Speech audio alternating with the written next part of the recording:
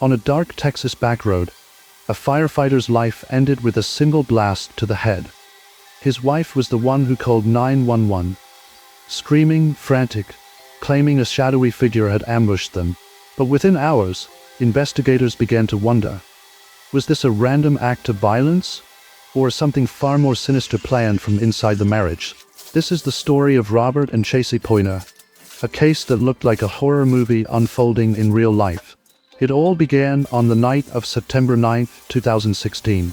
A call came in to police dispatch. On the other end, a woman was shouting for help, her words barely audible before the lines suddenly cut off. The deputies rushed to the location, unsure if they were walking into a car accident, a domestic dispute, or something even worse. When they arrived, they found a young woman in distress. She was barefoot, muddy, and sobbing, begging the officers to hurry. She told them her Jeep had gotten stuck down the road, and when her husband came to help, he was shot in the head. She kept repeating, "Please, please, you have to save him." Her desperation was so overwhelming that the deputies had to sit her down in the back of their vehicle just to calm her down. One officer sprinted ahead to check, while others stayed with the woman, trying to get a coherent story out of her. But something felt off. The details were messy. She couldn't stay consistent. First she said she'd seen a shadow. Then she insisted she had run too fast to see anything. Her emotions seemed real, but her words seemed rehearsed or at least confused. When the officer returned, the news was grim. Her husband, firefighter Robert Pointer, was slumped over, a fatal gunshot wound to his head. His Jeep sat idle nearby, but no weapon was found, no signs of a robber, no attacker waiting in the woods. Just Robert's lifeless body and a shaken wife who had somehow managed to escape unharmed. The deputies had a tough decision to make: comfort the grieving woman, or start treating her as a suspect. At that moment they tried to do both. She was given oxygen, told to breathe slowly, and asked to walk them through the evening again, step by step. Her name was Chasey Pointer. She was 29 years old, married to Robert, who was nearly 2 decades older. She claimed the night started simply. She had gone out in her Jeep, gotten stuck, and called Robert for help. He drove out to meet her, climbed into the Jeep to back it out, and then, out of nowhere, someone fired a shotgun blast that killed him instantly. Chasey swore she saw nothing but a silhouette in the dark. She said she panicked, ran, slipped into the mud, and dropped her phone. That, she insisted, was why the 911 call cut off. Her voice cracked as she begged the officers to find her wedding ring and shoes, which she said were also lost in that same mud puddle. To an outsider, it sounded like a tragic ambush. A loving wife, stranded and helpless, forced to watch her husband gunned down by a faceless killer. But to the officers, something about her story didn't sit right. Why would a stranger target Robert, and then let Chasey run away without harm? Why did her details change so quickly each time she spoke? And why, of all places, had she chosen that remote dirt road in the first place? As the ambulance pulled away without Robert inside, suspicion was already brewing. This wasn't just a grieving widow's tragedy. It was the start of a tangled web of lies, secrets, and betrayal that investigators would spend months trying to unravel. And at the center of it all was Chasey Pointer, crying in the back of a police car, claiming to be a victim, but slowly revealing herself as something else entirely. To understand what happened on that Texas back road, we need to look at the people at the center of this story. Robert and Chasey Pointer. Robert was a respected firefighter. He was in his late 40s, strong, dedicated to his job, and known for being dependable. To his co-workers, he was the kind of man you'd want by your side in a crisis. To his family, he was a protector, someone who worked long hours but always came home with pride in what he did. Chasey, on the other hand, was 18 years younger. At 29, she was still trying to figure out who she was. Friends described her as outgoing and emotional. She had a daughter from the marriage, and while she often spoke about wanting to be a good mom, her relationship with Robert was complicated. On the surface, the couple looked like opposites. An experienced firefighter with steady discipline and a younger woman still searching for stability. But behind closed doors, things were far from stable. Robert had already filed for divorce once, about 2.5 years before his death. Papers were drawn up, and the split was supposed to be final. But there was a problem. The agreement said Chasey couldn't take her daughter with her if she moved out.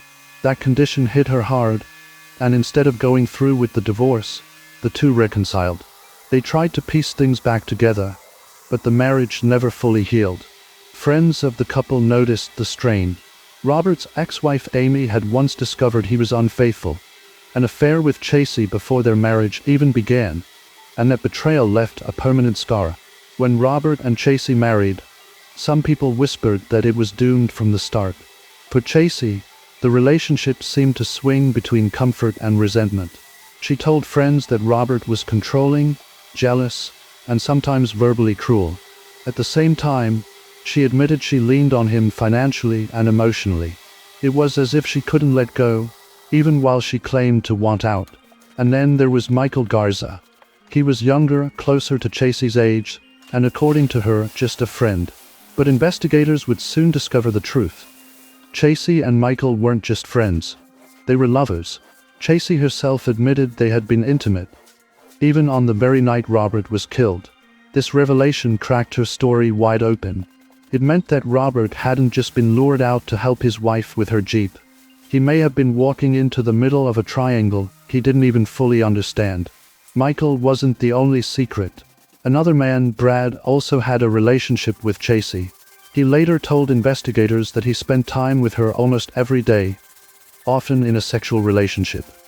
He recalled conversations where Chasey had made dark, offhand remarks, things like wishing Robert would die in a fire, or that life would be easier if he were gone. At the time, Brad brushed it off, but after Robert's death, those comments looked like chilling hints of premeditation. The marriage was cracking, and Chasey was juggling lies.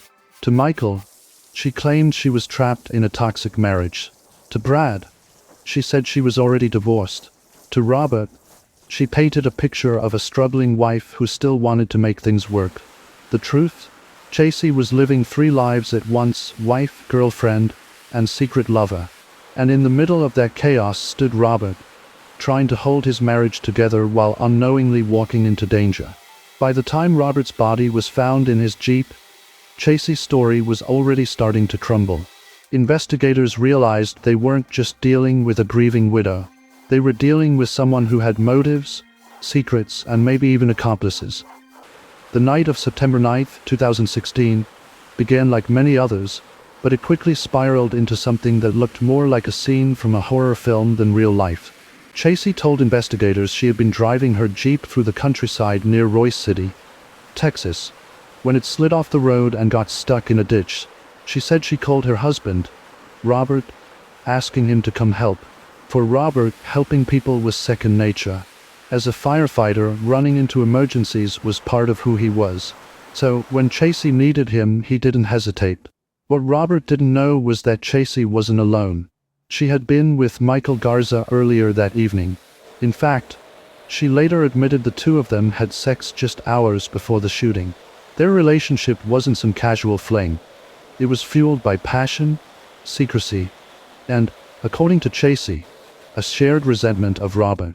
When Robert arrived at the dirt road, Chasey claimed she directed him toward her stranded Jeep.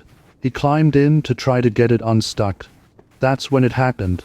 The blast of a shotgun, fired at close range, tore into the side of Robert's head. He slumped over instantly, the Jeep still running. Chasey would later tell police she saw nothing but a shadow. She said she panicked, ran, tripped in the mud, and lost her phone. That, she claimed, was why her 911 call cut off. But investigators weren't buying it. The question was simple. If a random gunman was hiding in the dark, why would they kill Robert and let Chasey run free? Her version of events kept changing. First, she swore she saw no one. Then she admitted she thought she saw a man in dark clothing. Later still, she insisted Michael Garza had been involved, but claimed she hadn't expected him to pull the trigger. Each retelling twisted the story further, leaving detectives even more suspicious. The scene itself raised more questions than answers. There was no murder weapon left behind. There were no shell casings, no footprints pointing to a stranger lurking in the woods. But there was blood spatter on Chasey, evidence that she had been closer to the shooting than she admitted. Meanwhile, her emotional outbursts seemed strangely inconsistent. She sobbed, begged officers to help Robert, pleaded that her life was over, but at other moments she was eerily calm. Investigators noticed she didn't ask many details about Robert's condition. It was almost as if she already knew he was dead. Even more troubling, Chasey's items, her shoes, phone, and wedding ring, were supposedly lost in the mud when she fell. Yet police quickly found her phone right where she said she dropped it. That suggested she hadn't just tripped. She may have staged that detail to explain away why she ended the 911 call herself. The deeper investigators dug, the more it looked like Robert had been lured into a trap. A broken-down Jeep wasn't a coincidence. It was bait, and the person who set it all up wasn't a mystery gunman hiding in the trees. It was his own wife. By the time Chasey was taken to the police station in the early hours of the morning, detectives had more doubts than sympathy. Her story wasn't just falling apart. It was starting to look like a calculated lie designed to cover up her role in Robert's death. At the police station, Chasey Pointer sat across from detectives, wrapped in a blanket, exhausted, and claiming to be in shock. But investigators weren't interested in her tears anymore. They wanted answers, and her story wasn't adding up. The first red flag came when Chasey admitted she hadn't been entirely honest about her evening. She confessed that before Robert showed up, she had been with Michael Garza. At first, she described Michael as just a friend, but under pressure, she admitted they'd had sex that very night. This revelation shattered her image as a grieving wife and painted her as a woman juggling multiple relationships. Detectives pushed harder. They asked how Michael fit into the picture. Chasey hesitated, then claimed Michael had threatened to show up if she went back to Robert.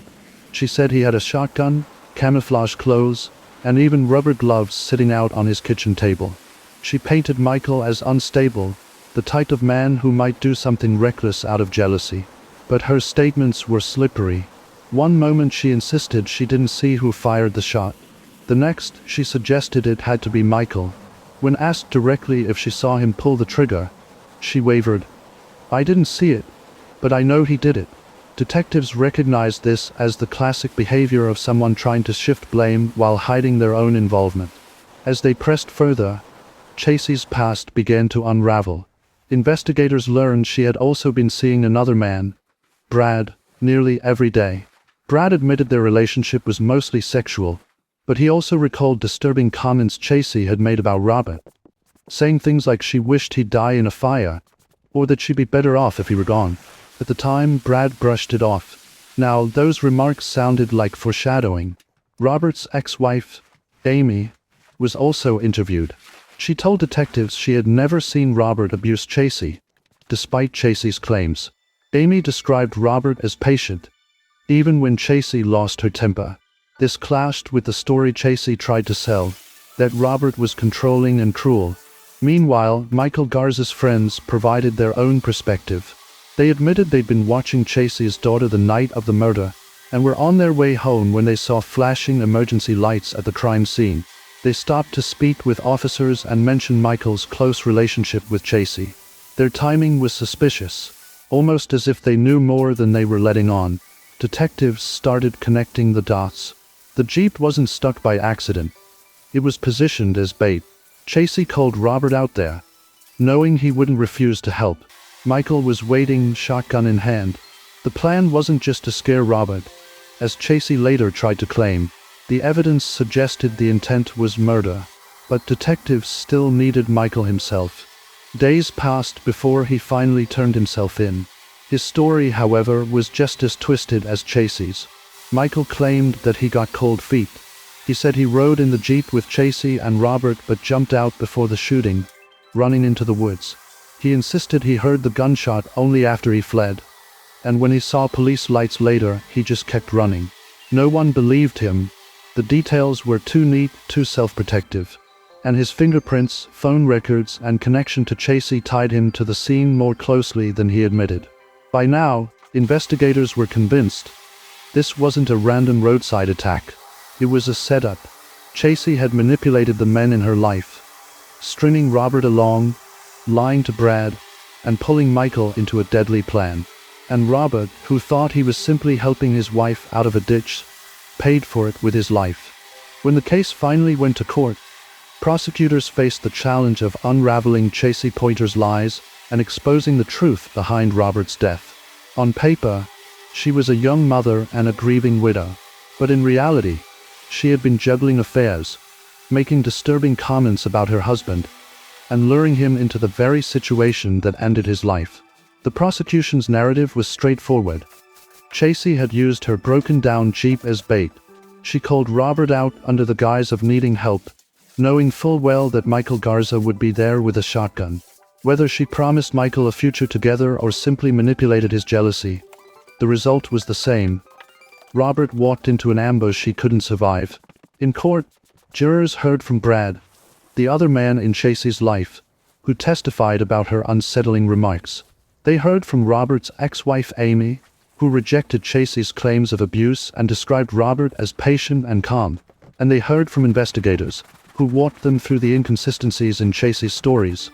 Her phone conveniently lost in the mud, her shifting description of the shooter, her claims of being blindsided by Michael's actions even as she admitted to knowing about his gun and gloves. Michael Garza's trial was more direct. Prosecutors presented him as the triggerman, the one who physically pulled the trigger and ended Robert's life. His defense argued that he panicked, that he ran before the shot, that he never meant to be part of a murder. But the jury didn't buy it. His presence, his relationship with Chasey, and the circumstances made his denials ring hollow. The verdict was clear. Michael Garza was found guilty of murder and sentenced to 99 years in prison. His role as the gunman was undeniable. Chasey's case was more complicated. She hadn't fired the weapon, but she had orchestrated the trap. She was charged with conspiracy to commit murder. The jury heard how she balanced multiple men, how she manipulated their emotions, and how her lies crumbled under interrogation. In the end, the jurors decided she was not just a bystander but an active participant in her husband's death. Chasey Pointer was sentenced to life in prison. For Robert's family, the verdict brought some relief, but it could never undo the damage. They had lost a father, a firefighter, and a man who had dedicated his life to protecting others. To know that he had been betrayed by the very person he trusted most, his wife, was almost too much to bear. The trials revealed the cold reality. This wasn't a random roadside shooting. It was a carefully laid trap, born out of lies, selfishness, and a tangled mess of relationships that spun out of control. With the trials over and the sentences handed down, the small community of Royce City was left to process what had happened. For many, it felt like something torn out of a grim movie script. A firefighter murdered on a dirt road, his wife exposed as the one who lured him there. But this wasn't fiction. It was painfully real. Robert Pointer's colleagues in the fire department remembered him as a steady presence, someone who risked his life to save others. The fact that he died trying to help his own wife made the tragedy cut even deeper. At his funeral, fellow firefighters lined up in uniform, saluting a man who had given his life to the service of others. Friends and family grieved not just the loss of Robert, but the shocking way he was betrayed. Chasey's daughter, caught in the middle of all this, lost both parents in one night, her father to murder, and her mother to a life sentence. For a child, the scars of that betrayal may last a lifetime. Relatives on Robert's side took comfort in knowing the girl was safe, but the emotional wounds were far harder to heal. As for Chasey, her life behind bars became a stark contrast to the tangled double life she had lived outside. Gone were the lies, the affairs, the manipulations. In prison, she could no longer juggle men against each other or spin stories to keep herself afloat. She had traded freedom for walls, control for confinement, and in the end, she was left with nothing. Michael Garza, sentenced to 99 years, also faded into obscurity within the prison system. His defense, that he hadn't pulled the trigger, that he had run away, was meaningless in the face of the verdict. Whether he fired the shot or simply allowed himself to be part of Chasey's plan, he would spend nearly his entire life paying for that decision. Looking back, the case of Robert and Chasey Pointer stands as a cautionary tale.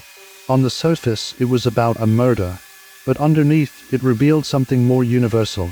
the destructive power of lies, the danger of manipulation, and the way hidden resentments can spiral into violence.